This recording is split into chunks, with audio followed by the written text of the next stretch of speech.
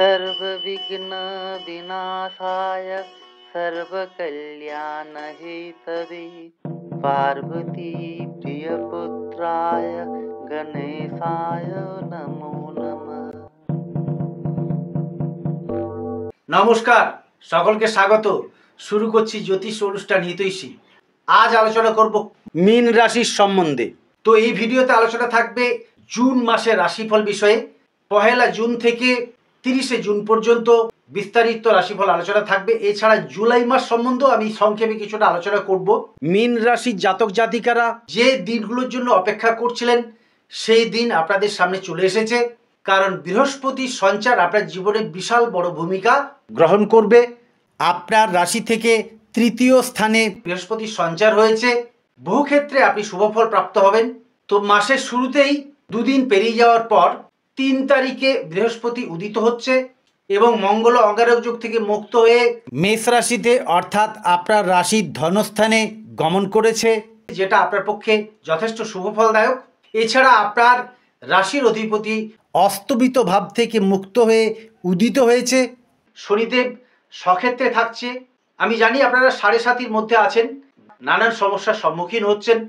7.5 যেটা করে অর্থনৈতিক দিক থেকে দুর্বল করে দেয়, মানসিক বিষণ্ণতা হতাশা নিয়ে আসে, কিছু কিছু ক্ষেত্রে স্বাস্থ্যহানি, আত্মীয় বিয়োগ এবং কর্মে কিছু বাধা পরিলক্ষিত হয়।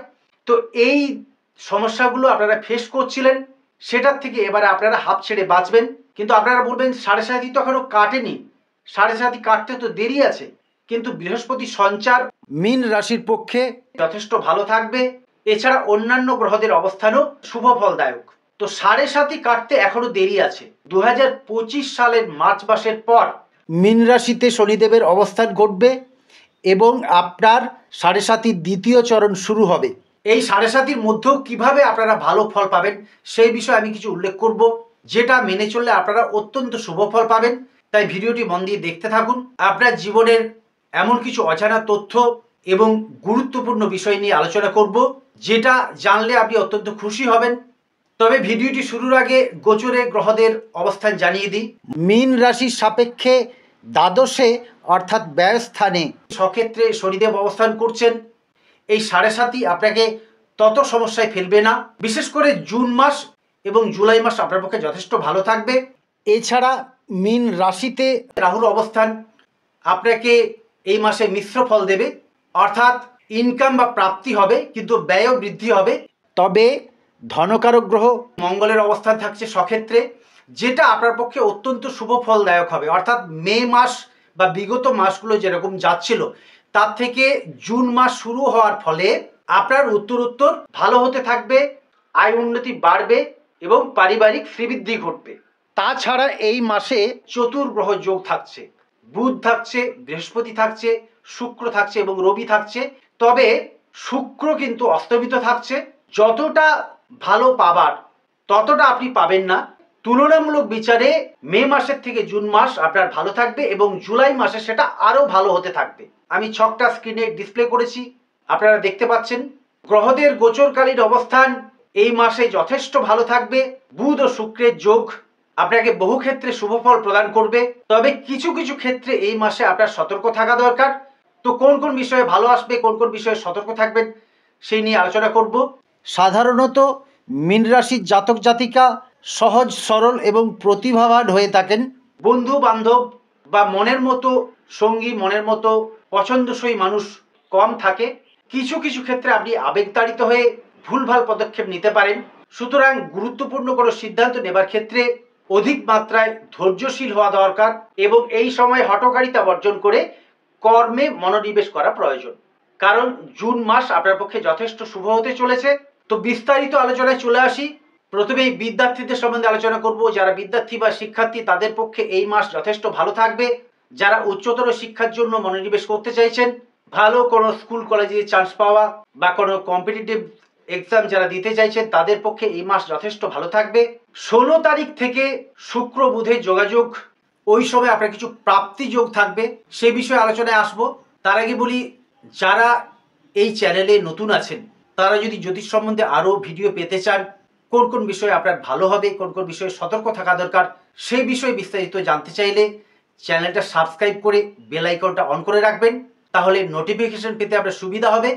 আর যারা রাশি লগ্ন জানতে চান তারা জন্ম তারিখ, জন্ম সময় এবং জন্মস্থান উল্লেখ করে কমেন্ট করবেন, আমি আপনাদের কমেন্টের উত্তর দেব। জন্মকালে অশুভ গ্রহ পজিশন বা অশুভ দশার মধ্যে যারা ভীষণ সমস্যায় আছেন তারা কিভাবে ভালো থাকবেন, এই 7.5 মধ্যেও আপনাদের কিভাবে ভালো আসবে সেই বিষয়ে আমি কিছু প্রতিকারের কথা জানিয়ে দেব, যেগুলো মেনে চললে আপনাদের অত্যন্ত শুভ ফল লাভ সম্ভব। এরপর কর্মের বিষয়ে আলোচনায় আসি।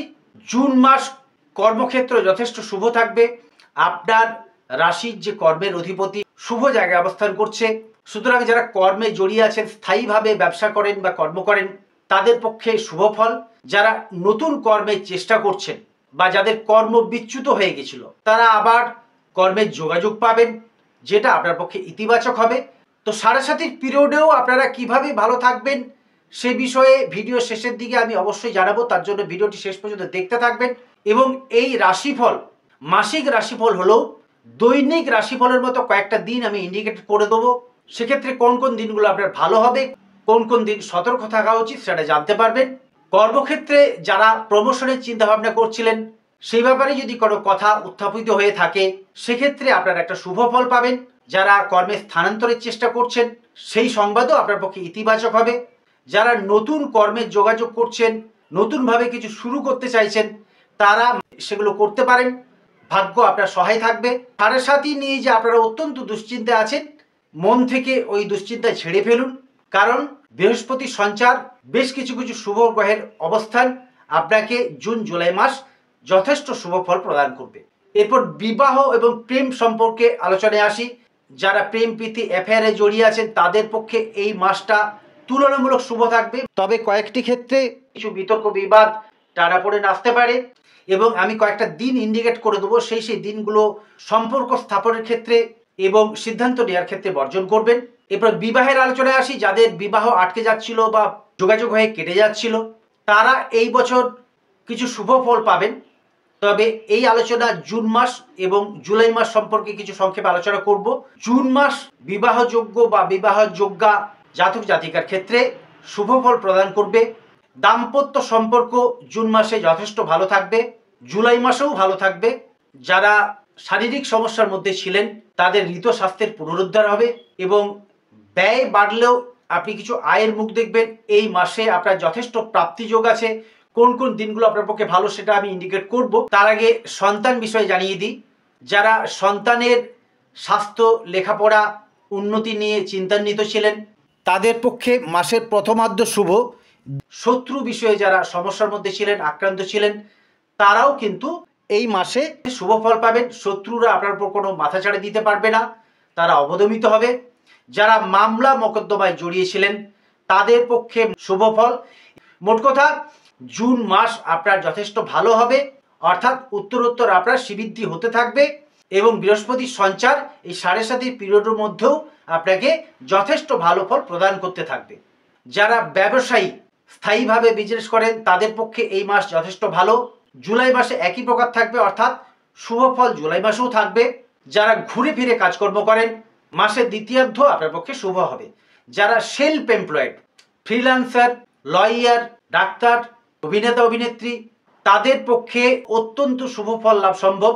এরপর প্রাপ্তিযোগ, এই মাসে আপনার 2-3 বার ভালো রকম প্রাপ্তির যোগ দেখা যায়। এছাড়া এই মাসের 12 থেকে 16 তারিখ আপনার পক্ষে তত শুভ হবে না। ওই সময় কাজকর্মে কিছু বাধা পাবেন, কর্মে বিলম্বতা আসবে, অর্থাৎ একবারে গিয়ে কাজটা হবে না। কিছু হতাশা এবং বিষণ্ণতা আসতে পারে এবং স্বাস্থ্যহানি হতে পারে। যারা গৃহ নির্মাণ করতে চাইছেন, বাড়ি কেনাবেচার মধ্যে জড়িয়ে আছেন, বাড়ি স্থানান্তর করতে চাইছেন বা নতুন করে অ্যাসেট কিনতে চাইছেন তাদের পক্ষে এই মাস যথেষ্ট ভালো থাকবে। যাদের বকেয়া পাওনা আটকে গিয়েছিল তারা যথেষ্ট ভালো ফল পাবেন, শুভ সংবাদ পাবেন। মোট কথা অর্থনৈতিক দিক থেকে আপনারা কিছু শুভ ফলের মুখ দেখতে পাবেন। তবে দর্শক শ্রোতা বন্ধু সকলকে জানাই যে আপনাদের যে জন্মকালীন ছক অর্থাৎ জন্মকুণ্ডলী সেটাই কিন্তু আপনার পক্ষে বেশি ফলদায়ক। সেক্ষেত্রে আপনার জন্মকুণ্ডলীর গ্রহ অবস্থান, বর্তমান দশা যদি আপনার পক্ষে শুভ থাকে তবে আপনি অধিক মাত্রায় শুভ পাবেন। আর যদি সেখানে কিছু অশুভত্ব থাকে, বর্তমান সময় আপনার খারাপ থাকে, তবে জুন মাসে তত খারাপ আপনার আসবে না, আপনি তুলনামূলক ভালো ফল পাবেন। কালপুরুষ রাশিচক্রে গ্রহদের সঞ্চার, গ্রহদের অবস্থান অনুযায়ী আমরা রাশিফল বলি। তো রাশিফল আমাদের জীবনে গড়পড়তা একটা ফলাফল দেয়, কিন্তু দীর্ঘকালীন অবস্থান করে যে সমস্ত গ্রহরা, তাদের ফলাফলের উপরে রাশিফলে যথেষ্ট ভূমিকা থাকে। সেক্ষেত্রে যারা সাড়ে সাতি ভোগ করছেন তারা কিন্তু এটা অনুধাবন করছেন। তো সাড়ে সাতির জন্য যদি আপনারা অশুভ ফল পেয়ে থাকেন, সাড়ে সাতি কাটলে শুভ ফল পাবেন সে বিষয়ে কোনো সন্দেহ নেই, কিন্তু সে তো অনেক দেরি আছে। তার আগেও আপনারা কিভাবে ভালো থাকবেন, কিভাবে সাড়ে সাতির প্রকোপ থেকে মুক্ত থাকবেন এবং আগের থেকে আপনার সময় আস্তে আস্তে ভালো হতে থাকবে, সেই বিষয়ে আমি কিছু উপায়, কিছু প্রতিকারের কথা উল্লেখ করব। যারা ভ্রমণে যেতে চাইছেন তাদের পক্ষে এই মাস যথেষ্ট শুভ থাকবে। যারা বিদেশ ভ্রমণে যেতে চাইছেন তাদের পক্ষেও শুভ থাকবে। যারা বৈদেশিক কর্মে জড়িয়ে আছেন তারা শুভ ফল পেতে থাকবেন। যারা আধ্যাত্মিক চেতনায় নিজেদেরকে নিয়োজিত করেছেন তারা সাধন মার্গে উন্নতি পাবেন। বৃহস্পতির অবস্থান আপনাকে যথেষ্ট সুখ এবং সৌভাগ্য প্রদান করবে। মোট কথা ওভারঅল বিচারে জুন মাস আপনার তুলনামূলক শুভ থাকবে, তবে জুলাই মাস আপনার পক্ষে যথেষ্ট শুভ হতে চলেছে। সেজন্য পরবর্তী ভিডিওর দিকে চোখ রাখুন আর রাশিফল দেখতে থাকুন, কারণ এই রাশিফলে আমি আপনাদের সম্বন্ধে বিস্তারিত জানিয়ে দিই এবং সেক্ষেত্রে কোন কোন দিনগুলো আপনার পক্ষে শুভ, কোন কোন দিনগুলো অশুভ, সেগুলো ইন্ডিকেট করে জানিয়ে দিই। তো আপনাদের জানিয়ে দিয়েছি যে 12 থেকে 16 তারিখ আপনাদের একটু সাবধানে সতর্ক থাকতে হবে। তেমন কিছু না, কিছু বিষণ্ণতা, কিছু হতাশা, কিছু স্বাস্থ্যহানি, মানসিক দুশ্চিন্তা এগুলো আসতে পারে। কর্মে কিছু বাধা হবেন, হয়রান হতে পারেন এবং নাকাল হতে পারেন। ওই দিনগুলো ভ্রমণের ক্ষেত্রে বর্জন করা দরকার। এছাড়া অন্যান্য দিনগুলো আপনার পক্ষে শুভ থাকবে। তো এই ছিল জুন মাসের রাশিফল। সেক্ষেত্রে সংক্ষেপে আমি জুলাই মাসের সম্বন্ধেও বলে দিয়েছি। তো যারা চ্যানেলে নতুন আছেন তারা যদি আরও ভিডিও পেতে চান চ্যানেলটা সাবস্ক্রাইব করে বেল আইকনটা অন করে রাখবেন। আর যারা রাশি লগ্ন জানতে চান তারা চ্যানেলটা সাবস্ক্রাইব করে জন্ম তারিখ, জন্ম সময় এবং জন্মস্থান উল্লেখ করে কমেন্ট করবেন, আমি আপনাদের কমেন্টের উত্তর দেব। আর যারা ভীষণ সমস্যায় আছেন তাদের জন্য বলছি, ব্রহ্মযষ্টি মূল, ক্ষীরিকা মূল এবং অনন্ত মূল সাদা, হলুদ ও লাল সুতোয় একত্রে ধারণ করবেন। দক্ষিণে কালীর পুজো আপনার পক্ষে অত্যন্ত শুভ ফলদায়ক। শনিবার দিন এই পুজো প্রদান করলে আপনার পক্ষে পরবর্তী দিনগুলো ভালো হতে থাকবে। তো আজকের মতো ভিডিওটি শেষ করছি, আবার দেখা হচ্ছে পরবর্তী অনুষ্ঠানে। সবাই ভালো থাকুন, সুস্থ থাকুন, নমস্কার।